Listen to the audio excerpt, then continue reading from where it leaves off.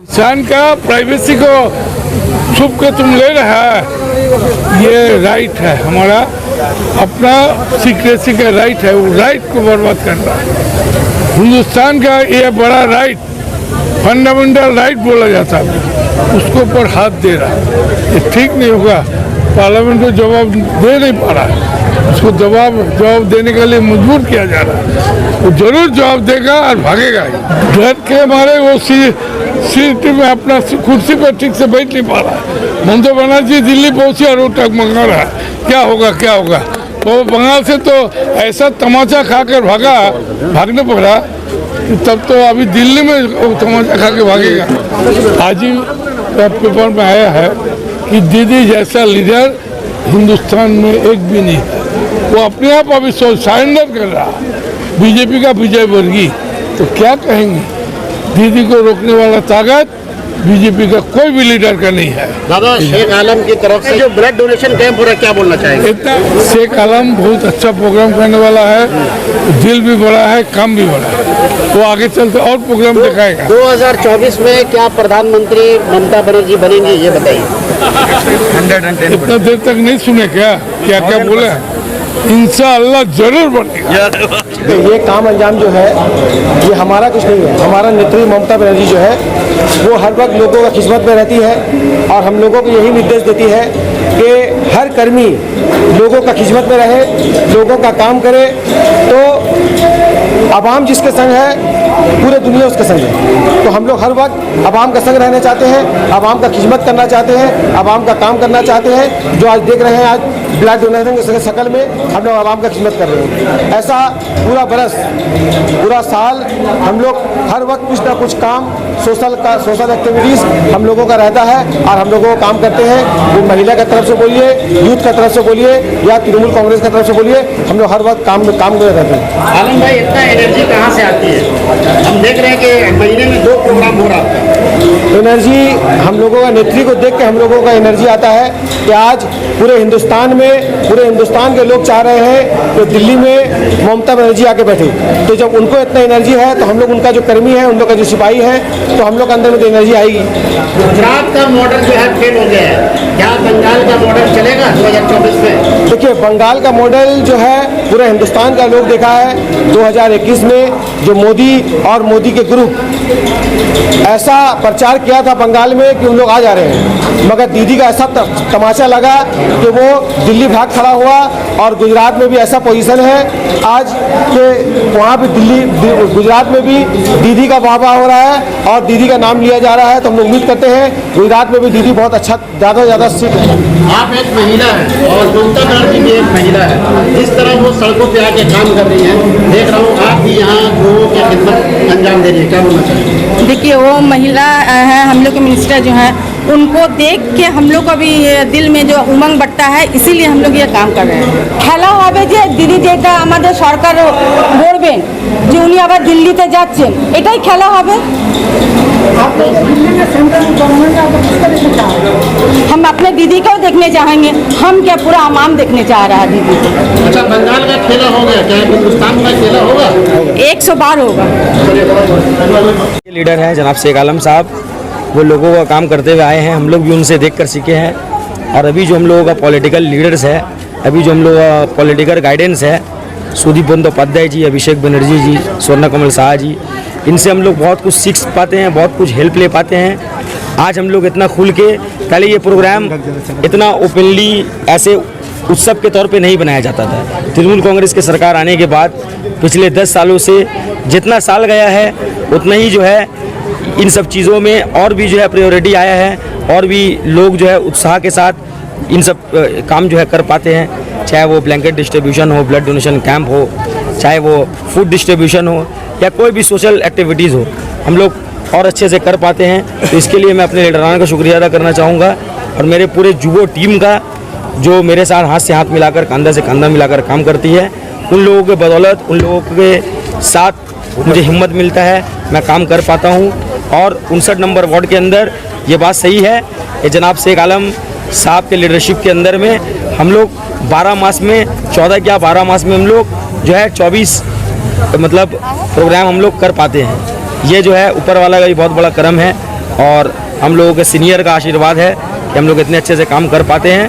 और ये भी जो ब्लड डोनेशन है ये छोटा मोटा नमूना है।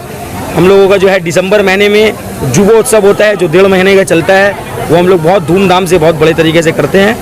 बस ये बात है। डोनर कितना है यहाँ? आज हम लोग 100 लोगों का इंतज़ाम किए हैं, लेकिन ऐसा लगता है डोनर को देखकर अभी हाफ डे ख़त्म नहीं हुआ है, लेकिन जो है 50 डोनर कंप्लीट हो चुका है और भी डोनर जो है होने का उम्मीद है 100 क्रॉस।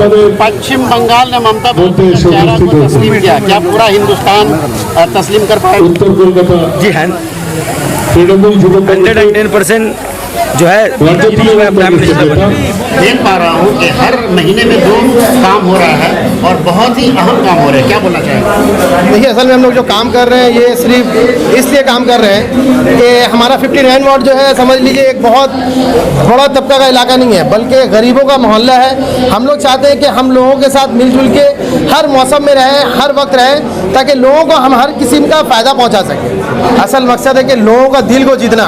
शेख आलम जो है मेहनत के जरिए से लोगों का दिल जीत रहे हैं। बस यही हम लोग चाहते हैं कि हर वक्त वो मेहनत में रहें और उनके साथ साथ पूरे हमारी टीम शेख आलम की टीम हम लोग हर वक्त यही कोशिश और मेहनत करते हैं कि किस तरीके से लोगों को हर किस्म का सहूलत हम लोग पहुंचा सके।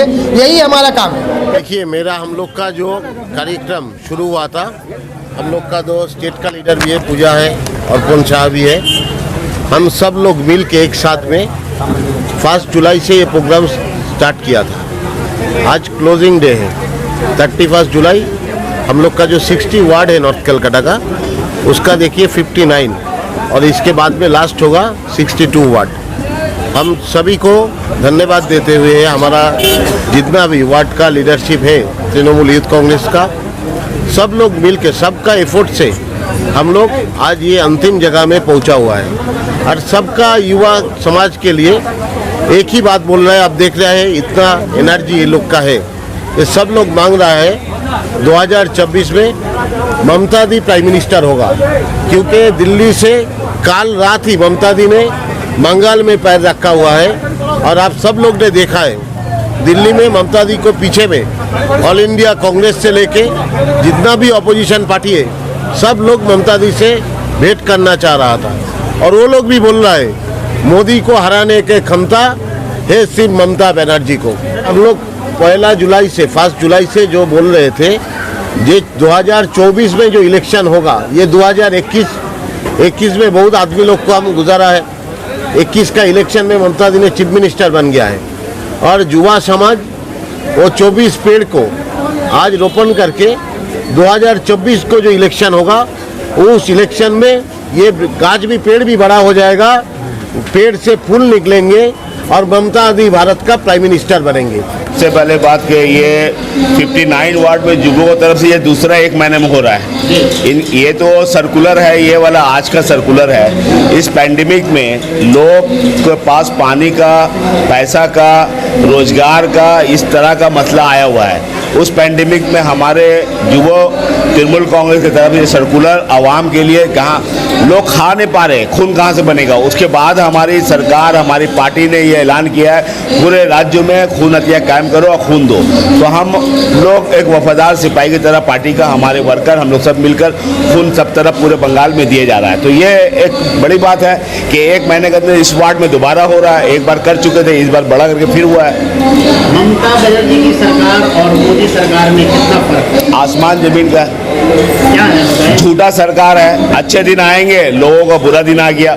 ममता बनर्जी ने बात किया था कि हम दोबारा सरकार फिर चालू हो रहा 16 तारीख से, और फिर वो उसमें क्रेडिट कार्ड स्कीम नौजवानों का वो चालू हो रहा है। एक बहुत बड़ी बात है, उसका गारंटर ममता बनर्जी की सरकार हो रही है और लोगों को मिलेगा 10 लाख रुपया का क्रेडिट और उसको 10-15 साल बाद वापस करने पड़ेगा।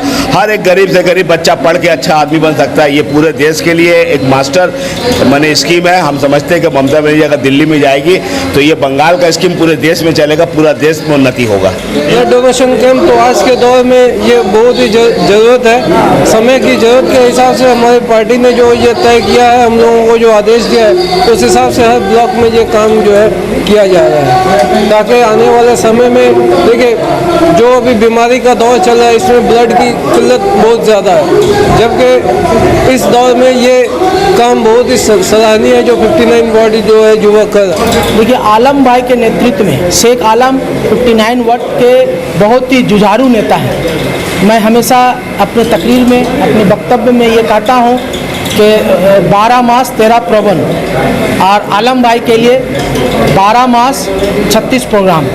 तो ये उनका एक, मैं समझता हूँ कि जनता के साथ और आवाम के साथ जिस तरह से जुड़े रहते हैं, उनका एक सिला है। और उनका, मैं समझता हूँ कि आज ही नहीं, हमेशा से ये जनता के साथ, आवाम के साथ जुड़े हुए हैं। कोई भी काम और कोई भी ऐसा कुछ दुख दर्द बांटने के लिए अगर 59 वार्ड में मिलता है तो उसका नाम शेख आलम है। और ख़ासकर जब से वो तृणमूल में आए, बहुत ही ज़बरदस्त और बहुत ही ज़मीनी स्तर से वो काम करना शुरू किए हैं। सिर्फ ब्लड डोनेशन ही नहीं, कभी आप देखेंगे खाना अगर गरीबों के अंदर में तकसीम किया जा रहा है तो आलम भाई को देखा जाता है, कंबल तकसीम किया जाता है तो आलम भाई को देखा जाता है, बच्चों का स्कूल के बैग को देने के बारे में आता है तो आलम भाई को देखा जाता है, बच्चों को, गरीब बच्चों को किताबों के बारे में देने की बात आती है तो शेख आलम और उसके टीम नज़र आते हैं। तो कहीं ना कहीं मुझे लगता है कि आलम भाई और शेख आलम, उसकी टीम 59 के लिए एक ज़बरदस्त तृणमूल का कार्यकर्ता है। और उसी का वजह है, उसी का कारण है कि सन्नो कोमल साहा जी ने अपने तकरीर में कहा कि एंटाली में सबसे ज़्यादा अगर कोई लीड दिया है तो वो 59 वार्ड है। और ये 59 वार्ड लीड देने का वजह यही है कि शेख आलम और उसके पूरी टीम तृणमूल कांग्रेस के साथ जुड़कर जिस तरह से काम कर रही है, इसका कोई, मैं समझता हूँ कि जोड़ा नहीं है। भारतीय जनता पार्टी का कहना है कि ममता बनर्जी को पूरा हिंदुस्तान जीतना नामुमकिन होगा, क्योंकि एक स्टेट की बात नहीं है, एक स्टेट जीतने से कुछ नहीं होगा। देखिए, भारतीय जनता पार्टी क्या कहती है नहीं कहती, मुझे उस पर जवाब देना मुनासिब नहीं समझता हूँ। लेकिन एक बात भारतीय जनता पार्टी और नरेंद्र मोदी, उसकी टीम को बता देना चाहता हूँ, देवगौड़ा जी भी प्राइम मिनिस्टर बने थे, उनका कितना सीट था, चंद्रशेखर आज़ाद भी बने थे, उनके कितने सीट था, जाफर शरीफ भी बने थे, उनके कितने सीट था। और खासकर ये देवगौड़ा तो मैं समझता हूँ बहुत चंद सीटों के अलावा से चंद सीटों जीतकर पार्लियामेंट में जाकर वो प्राइम मिनिस्टर बन सकते हैं। कांग्रेस की रुकावट आएगी, बाधा आएगी ममता बनर्जी, देखिए वो एक बंगाली है और हिंदी उतनी अच्छी नहीं है, तो क्या पूरा हिंदुस्तान उनको इस बात पे तस्लीम करेगा? बिल्कुल, हमारे यहाँ एक्चुअली अभी टारगेट है मोदी को हटाना है जी। ये संकल्प हर नेता, हर पार्टी के लोग ये सोच के रखे हैं, तो लैंग्वेज का कोई बात ही नहीं आएगी।